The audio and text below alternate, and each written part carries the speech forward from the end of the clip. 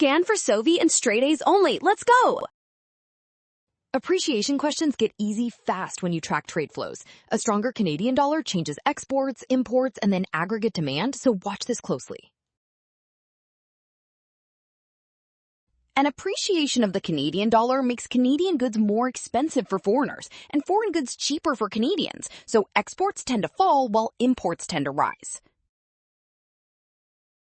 As a result, the current account moves away from balance toward deficit because export earnings shrink and import spending grows, which weakens net exports overall. Since aggregate demand includes net exports and net exports fall here, aggregate demand decreases too. So the only matching choice is option D.